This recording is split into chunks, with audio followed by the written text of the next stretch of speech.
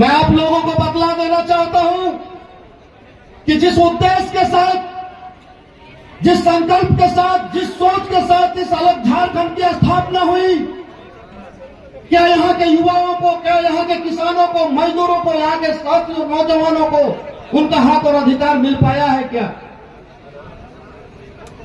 आज जो भी जयराम भाई के जनसभा में जो भीड़ जनसैलाब उमड़ते हैं, इसके पीछे क्या कारण है? यह जनसैलाब नहीं, जनता का आक्रोश है कि किस प्रकार से 23 वर्षों तक इस प्रदेश को यहाँ के नेताओं ने लूटने का काम किया। अब वो वक्त आया है कि हमें लोकतांत्रिक तरीके से मुंह तोड़ जवाब देना है। उन नेताओं को जवाब देना है जिन नेताओं ने 23 वर्षों तक इस प्रदेश को लूटने का काम किया। साथियों, हमें बहुत दुख होती है कि जब इस कार्यक्रम का परमिशन, इस कार्यक्रम का आदेश लेने के लिए गिरिडीह जिला प्रशासन के पास करीब 2 माह पहले कार्यकर्ता साथियों ने आवेदन दिया, लेकिन काफी दिन बीत जाने के बाद भी किसी भी प्रकार का कोई जवाब नहीं आने पर कल रात को अचानक कहीं किसी साथी के पास फोन आता है कि आप इसको जो है सो कार्यक्रम को रद्द कर दीजिए, इस कार्यक्रम को दूसरे दिन कीजिए। मैं पूछना चाहता हूं गिरिडीह जिला प्रशासन से कि क्या यह हमारे लोकतांत्रिक देश में, क्या यह लोकतांत्रिक व्यवस्था है कि अगर कोई भी व्यक्ति, कोई भी प्रदेश के कोई युवा साथी अपना अगर बात, अपना इस मांग को अगर रखना चाहता है तो क्या उसे आदेश नहीं दिया जाए? मैं जानता हूं कि आज इस कार्यक्रम को खत्म होने के बाद जिला प्रशासन के द्वारा कुछ न कुछ कार्रवाई होगी।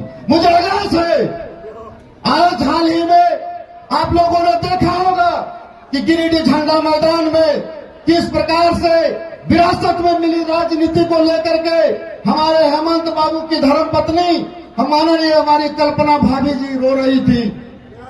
वो किस लिए रो रही थी? मैं पूछना चाहता हूं झारखंडियों से, क्या झारखंडी युवाओं को अधिकार नहीं मिल रहा इसलिए रो रही थी? क्या हमारी माताएं बहनें सही से कपड़े नहीं पहन रहे, उसके पांव में जूते नहीं है, हमारे बच्चों को सही शिक्षा नहीं मिल रहा इसलिए रो रही थी? क्या सदर अस्पताल में सही व्यवस्था नहीं है, चिकित्सक नहीं है, क्या इसलिए रो रही थी? मैं बतला देना चाहता हूं कि कल्पना भाभी जो रो रही थी वो अपने विरासत को बचाने के लिए रो रही थी।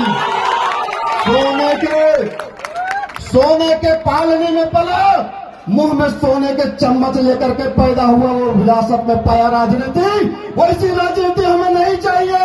हमें अपने बलबूते, अपने संघर्ष पर राजनीति करना है और पूरे झारखंड प्रदेश में सभी झारखंडियों को जगा करके एक सूत्र में, चाहे वो हिंदू और मुसलमान हो, सिख हो, ईसाई हो, सभी को बांध करके नव झारखंड का निर्माण करना है। यही सोच, यही संकल्प के साथ आज हम लोग यहाँ एकत्रित हुए हैं।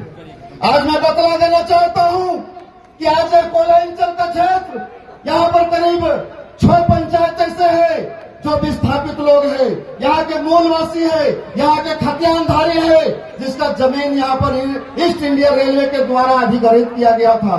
उसके बाद एनसीडीसी को दिया गया, उसके बाद सीसीएल आया, लेकिन वो लीज पर लिया गया था। उसका माइनिंग हो जाने के बाद काम खत्म हो गया। उन लोगों को जमीन वापस करनी थी, लेकिन वो जमीन वापस नहीं किया गया।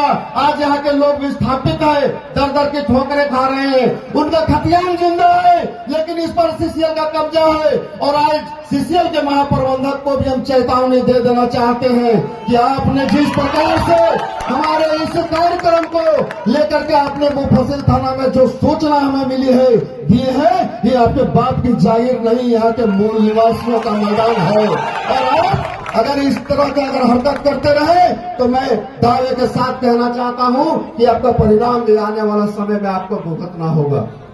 साथियों, आज हमारे गिरिडीह में माननीय विधायक श्री सुदीप कुमार सोनू जी, इन्हें जो यहाँ पर आउटसोर्सिंग चल रहा है, क्या यहाँ पर हम पूछना चाहते हैं कोयलांचल के लोगों से कि कितने स्थानीय युवाओं को यहाँ पर रोजगार दिया गया?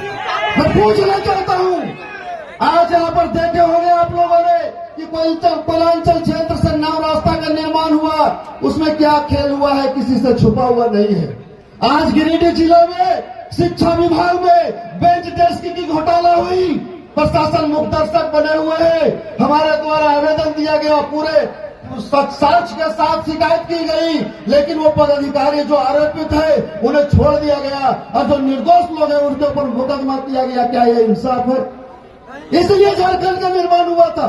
मैं पूछना चाहता हूं अपने साथियों से, साथियों मैं एक बात और बतला देना चाहता हूं गिरिडीह के सभी युवा साथियों से, जितने भी पढ़े लिखे लोग हैं यहाँ पर हमारी बात को सुन ले कि गिरिडीह में ये 2 साल में करीब 70 करोड़ रुपए का शिक्षा विभाग में घोटाला हुआ है। मैं बतला देना चाहता हूं आप लोगों से, आप लोगों के पास जितने भी आप लोगों के क्षेत्र में जितने भी विद्यालय है, सभी विद्यालयों में खेलकूद की सामग्री के नाम पर, उस पर झूला लगाने के नाम पर, अलमारी डेस्क देने के नाम पर करीब 70 करोड़ रुपए की घोटाला हुई है। अगर इस घोटाले की अगर सही मायने में जांच हुई तो कई अफसर, पदाधिकारी, विधायक और कई पदाधिकारी उसमें बिचौलिए सलाखों के पीछे होंगे।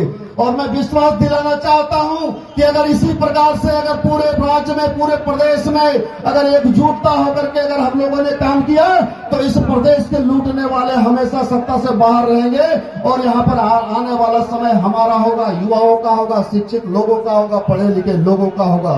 समय की पाबंदी है और मैं अभी क्या बोलूं,